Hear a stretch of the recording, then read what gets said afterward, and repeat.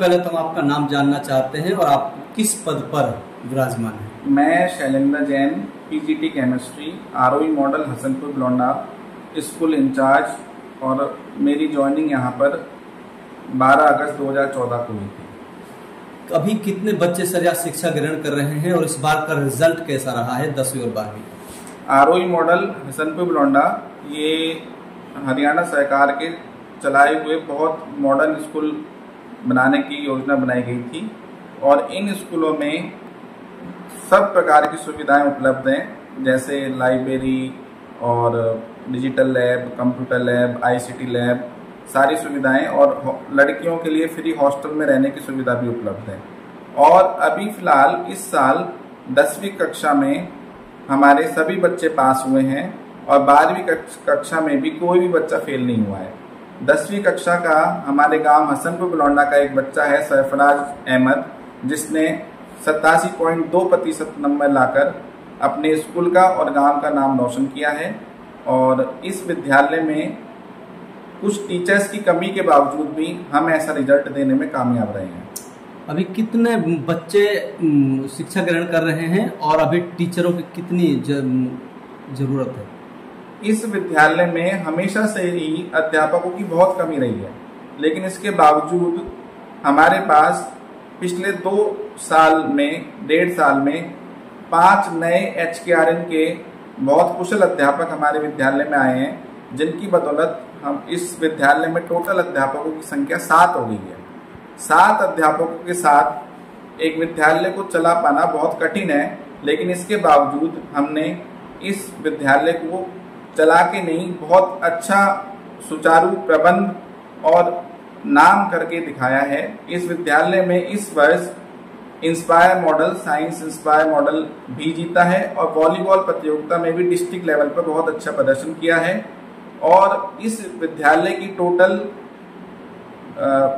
42 से 45 के आसपास सैंक्शन पोस्ट हैं, क्योंकि ये हरियाणा सरकार के मॉडल स्कूल हैं, तो यहाँ पर सैंक्शन पोस्ट हैं फिक्स, और उनकी संख्या 42 के आसपास है। लेकिन हम 7 ही टीचर अभी हैं, तो बाकी सारी पोस्ट 35 के लगभग अभी इस विद्यालय में खाली हैं, और जिस वजह से हमको साइंस और कॉमर्स स्ट्रीम में बच्चों को दाखिला देने में कठिनाई आती है। तो हम ये निवेदन करते हैं कि यदि कुछ टीचर्स और हो सकें इस विद्यालय में, तो हम और अच्छे से इस विद्यालय को चला पाएंगे। बच्चों के लिए पानी की क्या व्यवस्था है सर, पीने के पानी की? बच्चों के पानी के पीने की व्यवस्था में पहले हमको बहुत तकलीफ होती थी, क्योंकि पहले हम कैंपर ही मंगवाते थे और कैंपर का ही पानी बच्चों को दिया जाता था। लेकिन कुछ टाइम पहले, 1.5 साल पहले लगभग, गांव के सरपंच और एसएमसी की मदद से हमें यहाँ वाटर सप्लाई का पानी मिल गया है, और उस पानी की बदौलत अब वो पानी लगभग 2 या 3 दिन में आ जाता है, और तो हमारे पानी की पूर्ति हो रही है अच्छे से। लेकिन हाँ, बच्चों को हम ठंडा पानी नहीं दे पा रहे हैं, क्योंकि स्कूल टाइम में लाइट केवल 12 से 2 बजे तक ही आती है। बिल्डिंग की अगर बात करते हैं तो बिल्डिंग सारी खंडर पड़ी हुई है। अगर कोई बच्चा वहां चला जाए तो अकस्मात जो है किसी बच्चे की मौत हो सकती है, क्योंकि प्लास्टर वगैरह गिर सकता है। तो इसको लेकर आप किस तरीके की सावधानी बरतते हैं? इसको देखकर देखो, मेरा मन भी बहुत व्यथित है, चिंतित है, और मैं भी चाहता हूँ कि ये जो बच्चे हैं इनके हितों का बहुत ध्यान रखा जाए। और बच्चों के साथ साथ ये तो किसी के साथ भी हादसा हो सकता है, तो इस बारे में कई बार हमने पत्र के माध्यम से विभाग को सूचित किया है। लेकिन ये बिल्डिंग कुछ बनी ही इस कंडीशन में है कि इसमें कई बार डर लगने लगता है।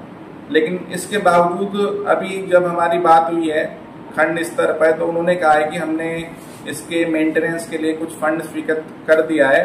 तो इस साल हमको उम्मीद है कि ये बिल्डिंग पहले से बेहतर हो पाएगी, और जिससे बच्चों का डर और हमारा भी जो डर है कि कोई हादसा हो पाए वो दूर हो पाए। बच्चियों के लिए रहने की क्या व्यवस्था यहाँ पर रखी गई है सर? देखिए, अपने मेवात में बच्चियों को जो माँ बाप है या जो अभिभावक हैं, उनका रुझान पढ़ाने के लिए कम होता है।